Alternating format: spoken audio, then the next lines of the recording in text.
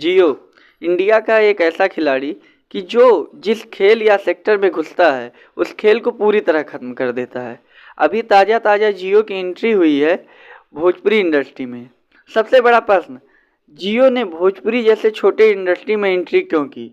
तो इसका उत्तर यह है कि जियो सिनेमा पे हो रही आईपीएल की हो रही स्ट्रीमिंग में भोजपुरी भाषा के दर्शक से जो जितना प्यार मिल रहा है वो देख के जियो सिनेमा के लोगों को लगा कि वह इंडस्ट्री में घुस सकते हैं, वह घुस के काफ़ी अच्छा काम कर सकते हैं। और दूसरा घुसने का जो सबसे बड़ा कारण है कि जियो सिनेमा ऑनलाइन स्ट्रीमिंग ऐप में नेटफ्लिक्स और अमेजॉन प्राइम को पीछे छोड़ के इंडिया का किंग बनना चाहता है। वह इंडिया का सबसे बड़ा स्ट्रीमिंग ऐप बनाना चाहता है। जियो स्टूडियो का भोजपुरी इंडस्ट्री में एंट्री से भोजपुरी इंडस्ट्री पर क्या प्रभाव पड़ेगा, हम इस वीडियो में उसी के बारे में बात करेंगे।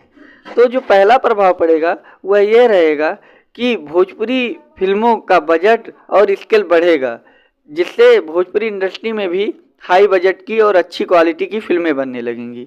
और दूसरा प्रभाव यह रहेगा कि भोजपुरी इंडस्ट्री के एक्टर और डायरेक्टर से बॉलीवुड और अदर इंडस्ट्री के एक्टर और डायरेक्टर कोलैब करेंगे, जिससे भोजपुरी इंडस्ट्री का मार्केटिंग बढ़ेगा, भोजपुरी इंडस्ट्री को एक बड़ा मार्केट मिल जाएगा।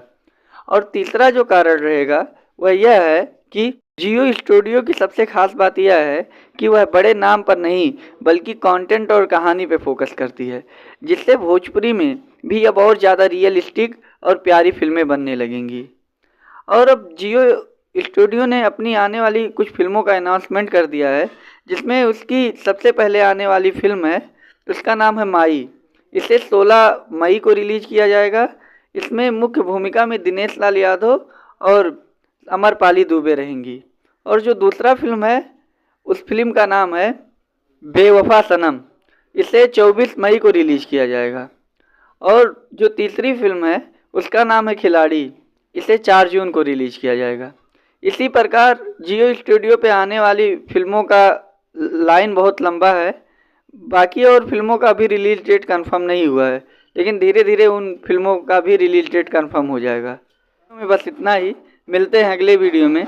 तब तक जाते जाते मेरे वीडियो को लाइक और चैनल को सब्सक्राइब करना मत भूलिए।